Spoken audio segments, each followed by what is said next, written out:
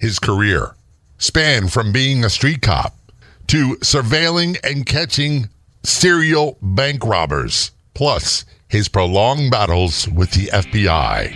He's coming up on the Law Enforcement Today show. Welcome to the Law Enforcement Today radio show. I'm your host. My name's John J. Wiley. In addition to being a radio broadcaster, I'm a retired police sergeant. For the latest news articles and much more, check out our website, letradioshow.com.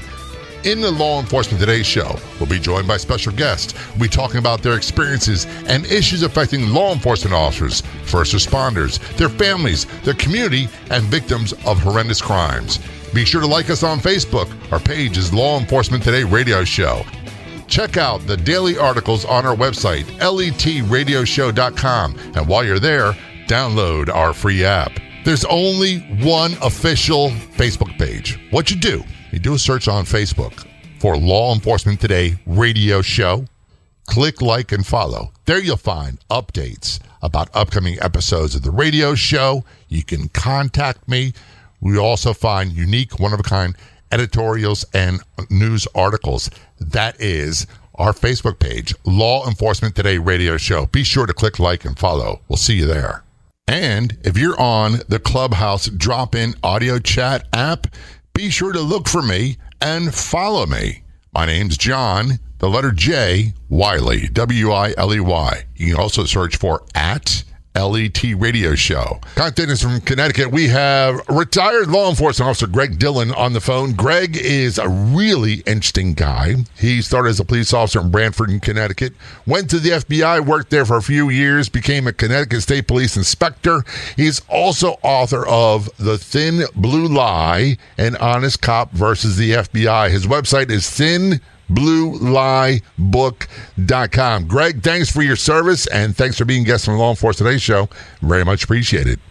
Thank you, Jay. Thanks for having me. And you started back in 78 in police work. I started in 1980, so we're really around the same generation. I feel like a rookie compared to you, to be honest, though. Well, not only were we the same generation, but we weren't that far apart when I was assigned to the Washington field office. That's right. People don't know, I was in Baltimore, and we'll talk about the FBI later on, but I was in Baltimore, and he was assigned to the Washington field offices of the FBI from, I think it's 78 to 85. Is that what it was? I'm sorry, 85 to 90. 85 to 90. Gotcha. Yep. One of the things we want to talk about first is people don't seem to understand the difference, in my opinion, between FBI and what they do and street cops. And when I say street cops, that's one of the highest compliments I can give to someone. As a police officer, no matter the department, you handle everything from soup to nuts. Yes. And Jay, I have to say, from my 5 years of working in the FBI, the most impressive agents were those that had a law enforcement background, followed by those that had a military background. Oh, yeah. And I'll just say this. I agree with you, Greg. And a lot of it, that's the same with all the federal agencies. I worked a lot with the DEA, ATF. They had more of a reputation, street cops, than the FBI. I'm not saying it's a negative. I'm just saying that's the way we received them. But the ones who were street cops before had police experience really stood out. Yes. Heads and shoulders above the rest. Yes. So you started in Branford, in Connecticut in 1978. You were there for, I guess, about 7 years. Is it fair to say that you handled everything from domestic disturbance calls to parking complaints to bats in the basement, which I handled, by the way, and flooded basements, all that stuff, to murderers, armed people, drugs, you name it? The whole gamut, Jay. You know the drill, right? One call can be a knocked over mailbox, and the next call can be an attempted murder. One of the things, and I recall, I remember preparing for the interview, I'm sitting thinking, my career, did I ever arrest bank robbers? And the answer was yes. I'd only say a couple right after committing a crime, and a few that were wanted on warrants. But generally speaking, and I'm using the term generally air quotes, when we handled a call for a bank robbery, the FBI was notified and our robbery squad was notified, and they took it from there. We just handled the basic stuff. Correct, yes. Yep. Big difference in finding, apprehending, catching bank robbers than there is with regular street crime, especially when you talk about, and I'm not belittling this, when you have street murders, it's usually a different type of investigation. How would you describe the comparison, making the jump from police work to FBI? Well, the nice thing about working the criminal reactive squad is that you're focused on only several categories of crime. So you're not trying to be the Swiss Army knife of law enforcement, and especially with the bank robbers, most of them. You basically had two types, in my opinion, spree or serial, right? So a spree bank robber would be someone who goes on a tear, whether they just got out of prison or they just discovered this is a great way of making a quick buck. They just start robbing banks and it almost becomes addictive. And then the serial bank robber is someone who's a little more methodical and plans better and usually gets larger amounts of currency so they don't have to commit bank robberies as often. And sometimes they'll travel great distances so as not to be linked to any type of a pattern. So by being able to work those types of crime categories exclusively, you got an expertise relatively quickly, and you were able to link robberies so that you could identify different robbers usually by their MO or by their physical description or both. So it became, you had the advantage of not having to try to do everything all the time. You sort of focused on one category almost exclusively.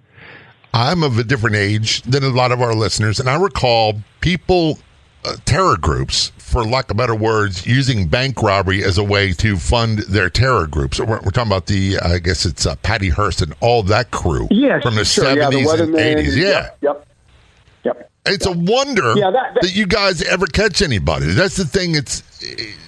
Some of these people are so good at what they do. And I'm not singing their praises, but they plan everything out from their escape to how much time they're in the bank, all this stuff. And TV loves to dramatize this, but it's a wonder they get caught at all. Right. But fortunately for us, that is rare. The most common type of robbery that we would normally come across would be the solo bank robber who goes in, makes no announcement, passes a note, gets whatever's in that teller drawer, and leaves. The most common and probably the easiest to solve because they're just really not, there's no finesse there. There's no real planning involved. And then, the next stage would be the robber who goes in, announces a bank robbery, hits multiple teller stations, and then leaves. So, more dangerous, usually a little bit better planned. And then the worst would be what you mentioned before, when you have, 2 or 3 or more that basically do a bank takeover and try to make access to the vault, or they try to time it when there's just been a delivery from an armored car. So fortunately, those are rare, and that's a good thing because they are difficult to solve, and they're the most dangerous of all the robbers. One of the stories that comes to mind from Baltimore, from my days there, is in downtown Baltimore, we had the credit union where all the police did their daily things, and they would issue a check. And across the street was a bank, and you go in there and cash it or whatever you're going to do. And the story was someone right around 1 o'clock in the afternoon on a Friday, and this is kind of the spree guy you're talking about, announced a robbery at the bank across the street from the credit union. And he pulled out a gun and said, "This is a stick-up." And about 30 off-duty Baltimore police didn't go too well. Pulled out their guns and said, "Oh, no, it's not." And it was over before it ever got started. When we return, we're going to talk to Greg more about investigating bank robbery, in particular, the Red Line Bandit, his involvement with that. Some of the things that, without giving away trade secrets, of how these people are caught and things that people aren't aware of when it comes to modern-day bank robbers. And then we'll talk about his battles with the FBI. This is the Law Enforcement Today Show. Return a conversation with Greg Dillon in just a few moments. Don't go anywhere. We'll be right back. If you've missed past episodes of the Law Enforcement Today radio show, never fear. You can listen to them online as a podcast. Just go to our website, letradioshow.com, where you'll find all the podcast episodes and much more. That's letradioshow.com. I am Meg Marie O'Rourke from Harmony with Food. Do you ever wonder what foods you should or should not be consuming based on your own unique needs? At Harmony with Food, we are now able to determine exactly what foods we should or should not be consuming through advanced testing. Test, don't guess is the motto at Harmony with Food's BioUnique Boutique program. It has never been easier than now to determine what food, drinks, and supplements you need for your individualized needs. Head over to harmonywithfood.com and click on the testing tab.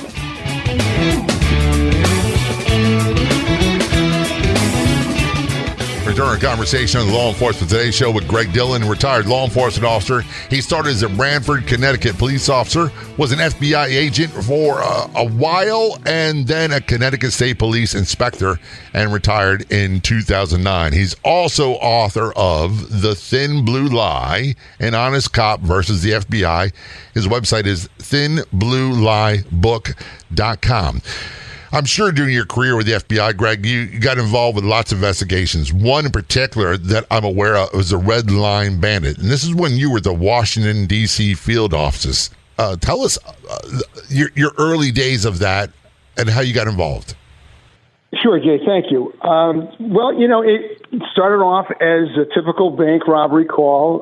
They were referred to as 91 was the category, so a 91 new meant a bank robbery in progress. So the call goes out, and we respond as we always do. And it was sort of a standard, typical one-person robbery.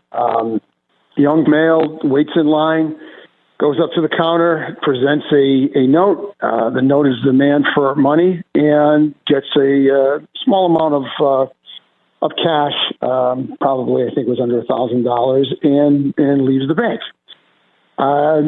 Nothing unusual about it, sort of typical for Washington, D.C. bank robbery. The problem was this started to continue once or twice a week. And within a month, he'd already robbed a half dozen banks this way. Only weeks later, after the first one, did we realize that Baltimore had also experienced, I think in Montgomery County, another bank robbery by the same suspect. So the pressure, starts to increase when the media becomes aware of it. And, we were being located in Washington, D.C., we're in close proximity to headquarters. So headquarters always feels they're entitled to nose in and ask what the status is and, any leads on this, which is never welcome, by the investigating agents, but they can't help themselves. And why would that be, Greg? Why would investigating agent not want to give a lead to brass? Oh, it's not going to want to get a lead, but you're being micromanaged. It's like, well, what's the status of your investigation? And it's like, what do you care? Your headquarters. Headquarters covers the entire country, and now all of a sudden you have an interest in my case. Right. I was trying to get at a certain point is one of the things that we didn't like was when command staff would nose in on something that had nothing to do, and some of them would have press conferences and start giving away information that should never be dispersed. Yes, no. More often than not, Jay, what it was somebody at headquarters' wife worked at a bank, vice president or whatever, and now all of a sudden, she wanted to know if there was any developments, and then he make a call, and it was just, aggravation, if nothing else. But getting back to the Red Line Bandit.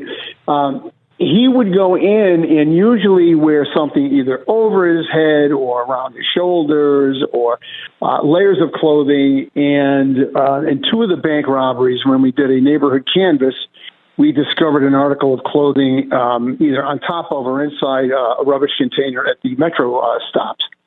And it became apparent that he was either or both getting to the bank or leaving the bank by use of the metro stations, which is fairly effective because they run quite often. And all he would do is get into the tunnel and swap out his clothes So now the physical, description other than the, age and race and height was really worthless because, the person that went in wearing a black T-shirt and a white hat is now wearing no hat and a red T-shirt. So it just increased his chances of successfully being able to escape the area and do it, quite quickly and efficiently by using the metro station. At one point, I decided that maybe our best bet, because this was happening way too often, was to try to determine what his prime day of the week was and his prime time, and assembled a ad hoc task force to try to saturate the stations that we had identified him using in hopes of either recognizing him from very poor quality surveillance footage that we had. Back then, Jay, as you well know, it was black and white, it was 35 millimeter, often grainy, and it was really tough sometimes to use those to our advantage. But we did that on two occasions.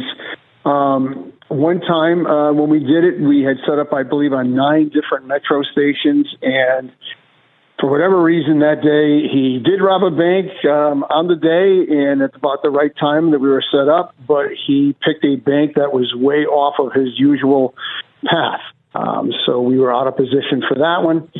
The next time we set up, he did not rob a bank, and then after that, the management lost interest in putting people out at all the metro stations because of the manpower commitment that it took. But on the first time that we used the task force, and he actually did rob a bank, when we got there, the description had gone out, and it was, again, I think it was a Celtics baseball cap that was worn. Responding officers, actually it was in Maryland, located a individual, male, wearing Celtics baseball cap. And unfortunately, he was about 30 years older than what the suspect should have been.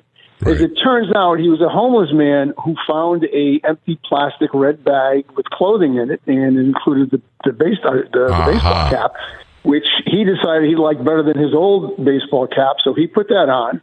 And when he was stopped and taken into custody temporarily, he explained exactly how he came across the hat. Now, we had known that a red plastic bag was used to put the money in when he committed the bank robbery. So now we had this red plastic bag of a store in the area, and we had a cap, but back then, DNA was really in its infancy, and it wasn't of any use to us.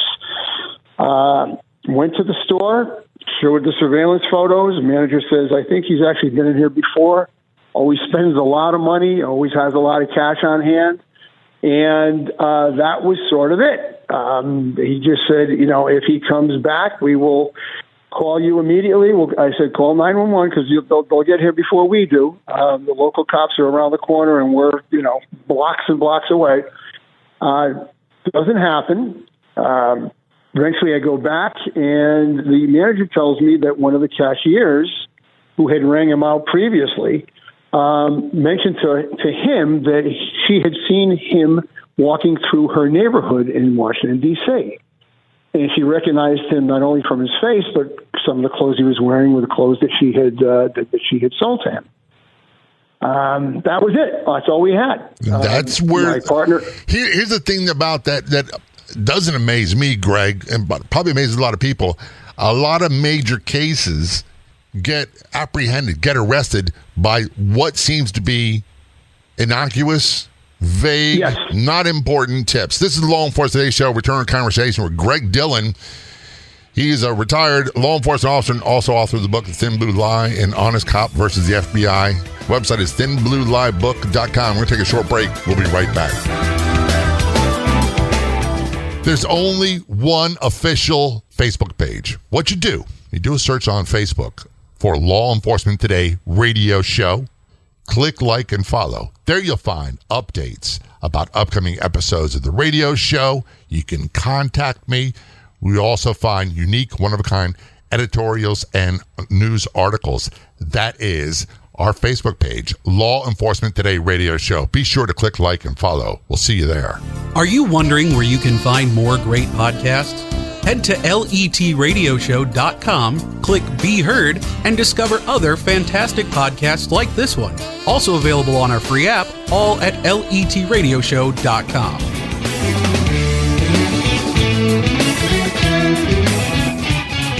This is the Law Enforcement Today Show. Returning a conversation with Greg Dillon. He's a retired law enforcement officer, started as a Branford, Connecticut police officer, was an FBI agent for about 5 years, and retired from Connecticut State Police as an inspector.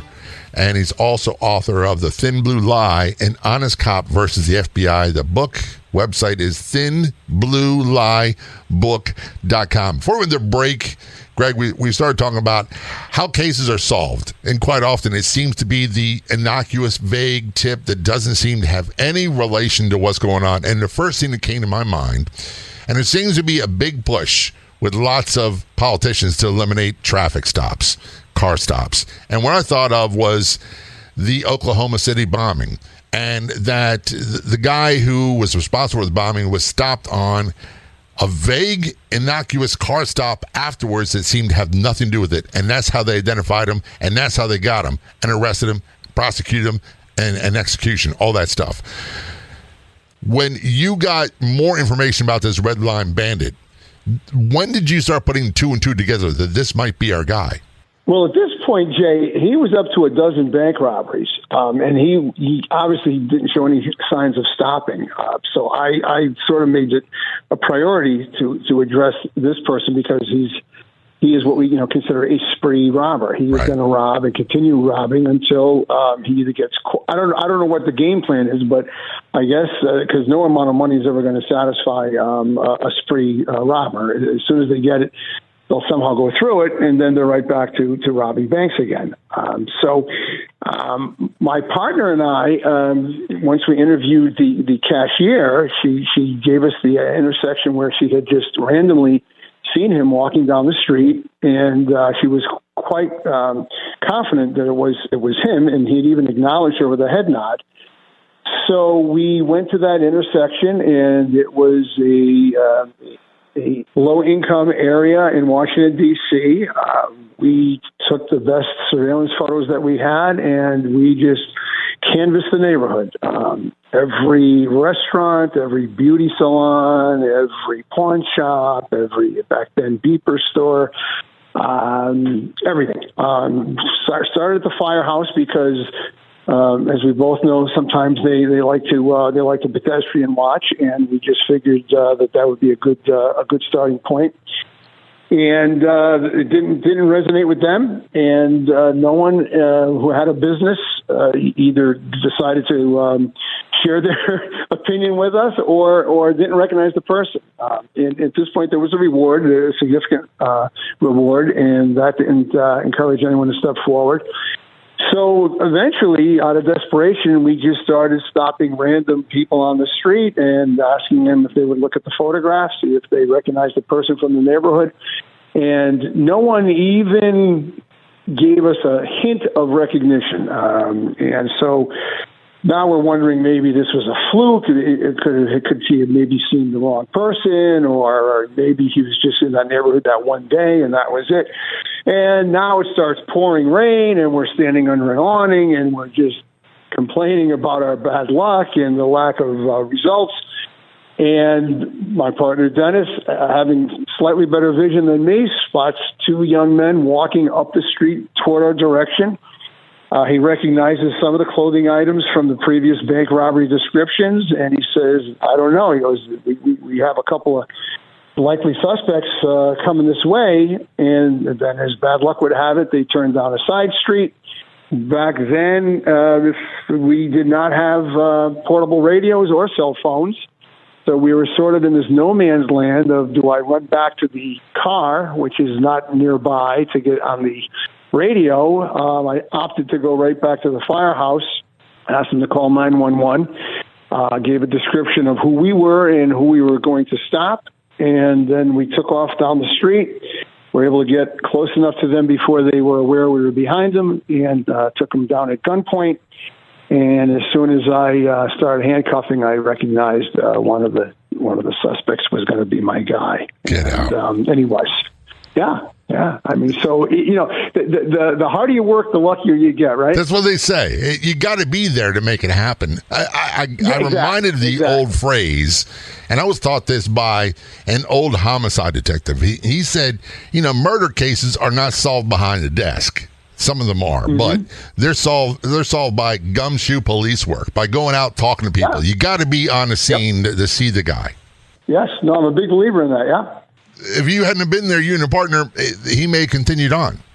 I'm sure he would have. At some point, his luck would have run out. But yeah, I mean, he could have made those 12 bank robberies. He could have gone into 24 bank robberies. I mean, who knows where it would end? But I was glad because this case was vexing to me, and I also was getting ready to apply to come back to Connecticut, and I wanted closure. I did not want to pass this off onto somebody else and have them get to make the arrest. And so I was very, very lucky, and I felt very fortunate that I was able to put handcuffs on the person personally, and within a couple of weeks I had applied to come back to Connecticut.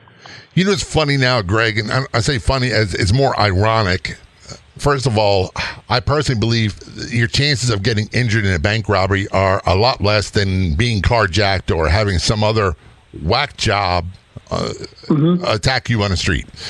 You're far more likely to be a victim of a crime with someone you know than a stranger in a bank. Secondly, there was a time where we did all the business in a bank. I can't tell you the last time I've been in a bank. Right. Well, but it's funny, Jay, because back then we were averaging more than a bank robbery a day, and there were a couple of days we'd have multiple in a day, and one day I can remember going to 5 in a single day. So it was, banks were much busier. There were more of them, and they were constantly had hours where customers would be in and out the entire day, and it was an attractive target. I agree. It's so different. It seems like it's less likely. Yeah. We didn't leave the house when we were kids unless you had a dime to make a phone call with a payphone. So we all have smartphones. How do we exist without them? Secondly, the whole bank thing. We do everything online. I can't even tell you the last time I wrote a check. I want to sit there and say, it takes me forever to get the year right writing a check. It's been years since I've written a check, and it's probably been almost as long since I've carried cash. Yep. Yeah, I know. Everything is a card now, or your smartphone, one of the two. And it makes me wonder, and I'm not an expert, and I don't pretend to be one on the radio, when the street criminal who is looking for a crime of opportunity, and that's a big element of crimes of opportunity, when people are not carrying cash, what do? I know that there's an increase in abductions going to bank walls or ATMs and PIN numbers and all that stuff. Some people use the term kidnapping. We know that's slightly different than what most people think of. But how does that affect violent crime in your experience working policing, FBI, and Connecticut State Police? Well, it seems like they branched out into more crime involving motor vehicles, whether it's breaking into cars, stealing, and basically looting a car, which happens quite often up here in Connecticut in nighttime hours. Neighborhoods will wake up and there'll be 15, 20 cars that were burglarized, basically, and then some are actually stolen. There's catalytic converter thefts. There's carjackings on occasion. That's more rare. But it seems like a lot of the crime now centers around motor vehicle activity of some sort. It certainly does. And things have certainly changed. And I wish I had the ability to use a magic crystal ball and predict the future. I don't. I just know that a lot of what our modern day police are doing, and say police, that includes deputies, federal agents, they're doing remarkable things. And while we may talk about increases in technology, all that stuff is a help. It's often cases are solved the way Greg solved this case with his partner. Old school gumshoe police work. This is Law Enforcement Today's show. We're talking with Greg Dillon. He's a retired law enforcement officer. When we return, we're going to talk about his battles with the FBI. As a matter of fact, he wrote a book called The Thin Blue Lie, An Honest Cop versus the FBI. His website is thinblueliebook.com. Don't go anywhere. We'll be right back.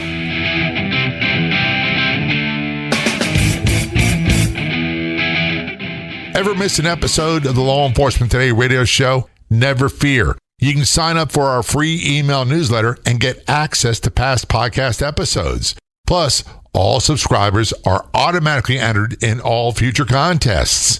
Sign up at letradioshow.com. Scroll down to the sign up area. That's letradioshow.com. We promise we will never spam you. Sign up at letradioshow.com.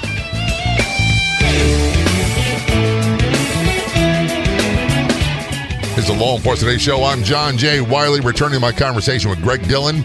He is a retired law enforcement officer, long career, started in 1978 as a police officer in Branford, Connecticut, then went to the FBI for about 5 years and returned to Connecticut as a state police inspector, retired in 2009. He's also author of the book, The Thin Blue Lie, An Honest Cop versus the FBI. His website is thinblueliebook.com. Greg, I got to ask you this. Some point in your life, you went through some tremendous battles with the FBI. The title of your book is self-explanatory, An Honest Cop versus the FBI. That sounds very antagonistic, and sometimes it is that way. It is, but it the thing is, it's hard to say with the title to make it punchy, but not misleading. So it's not an indictment against the FBI agents.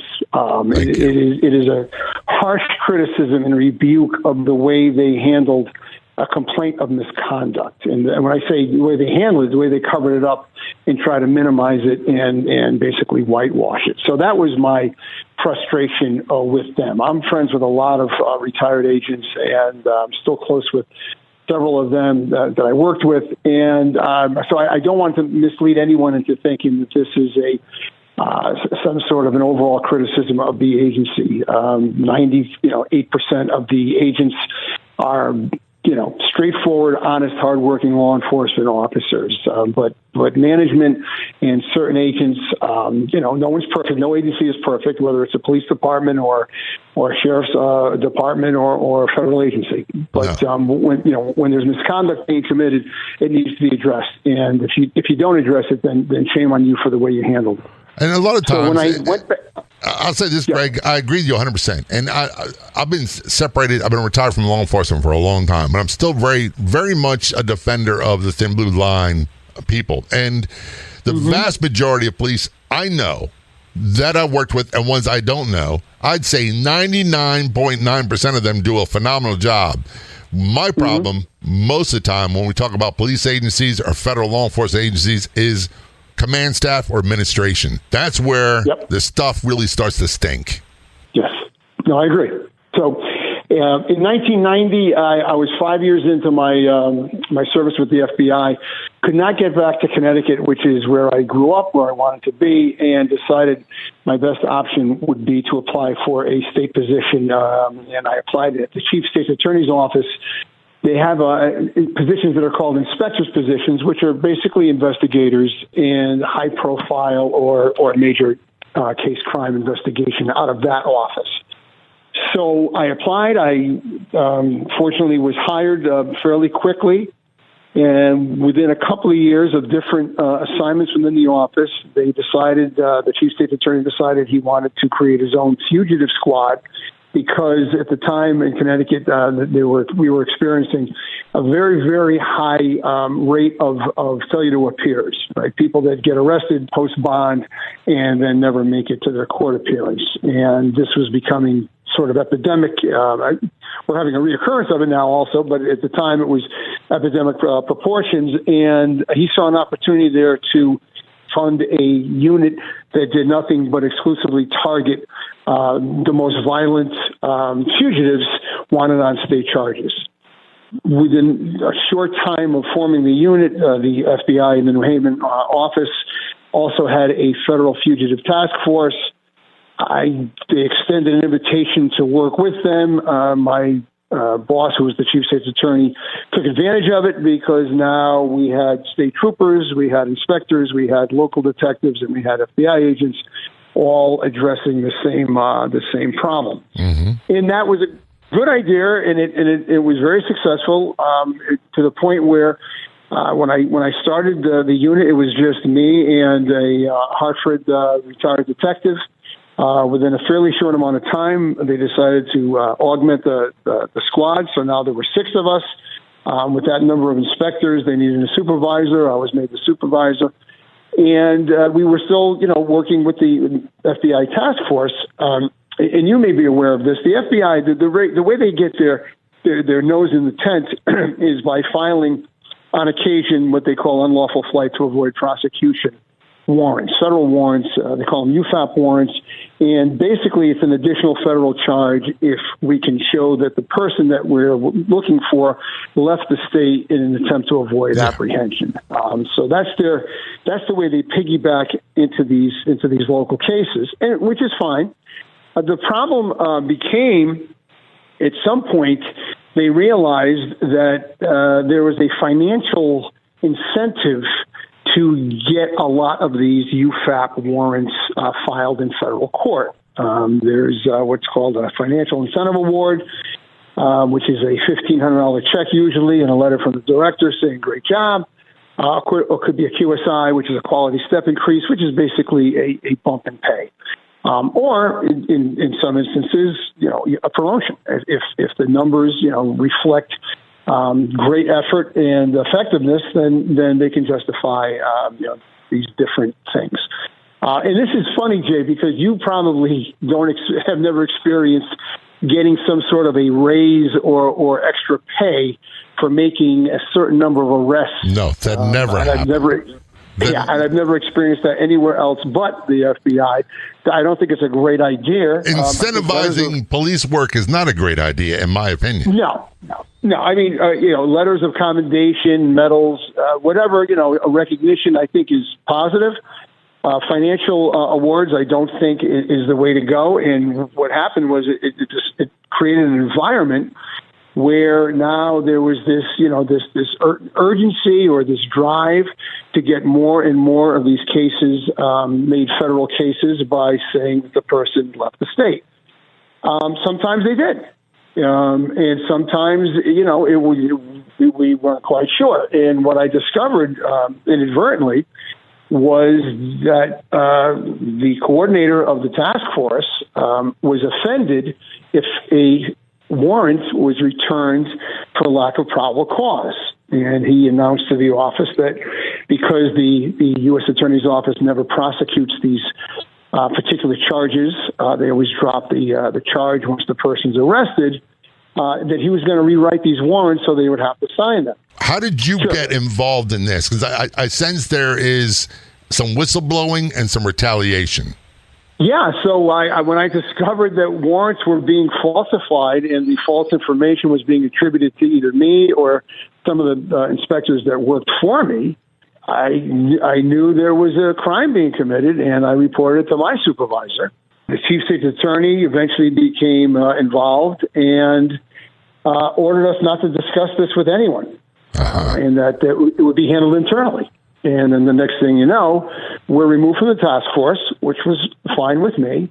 But then, as we were continuing to do fugitive work and we were doing it effectively and efficiently and safely, we suddenly were told that we ran out of funding and we would no longer be working fugitives. I was transferred to a distant location. The rest of the inspectors were sent around the state. And that seemed to be rather unfair because we were being punished and we were ordered never to discuss it with anyone. Exactly right. We're unfortunately out of time. Greg, you documented this, and there's so much more we can talk about. You documented this in your book, The Thin Blue Lie, An Honest Cop versus the FBI. Where do people get more information? How can they buy the book? Well, they can buy it right from my website, and if they do that, I'm happy always to dedicate it to someone or sign it or both. There's instructions when they order the book that way on how to do that. There's a lot of information on the website that explains what the book is about. It shows the actual affidavits that were falsified compared to the actual true versions of the affidavits. Photographs. Frank Serpico became involved. Dr. Henry Lee was a witness in the case. So I think there's a lot there for people that have an interest in this type of subject, and I would encourage them to check out the website, and if they see what they like, they can order the book either from me or Amazon, Target, Barnes & Noble, Books A Million, Walmart, they all seem to have websites that have the book. And the website, again, is thinblueliebook.com. Greg, thanks so much for your service. And secondly, thanks for being a guest on the show. Very much appreciated. Thank you, Jay. Appreciate it. I'd like to thank our guests so much for coming on the Law Enforcement Today radio show. The Law Enforcement Today radio show is a nationally syndicated radio show broadcast on numerous stations once a week and growing. If you enjoyed the podcast version of the show, please do me a big favor. Tell a friend. I'll be back in just a couple days with a brand new episode of the Law Enforcement Today radio show and podcast. Until then, this is John J. Wiley. See ya.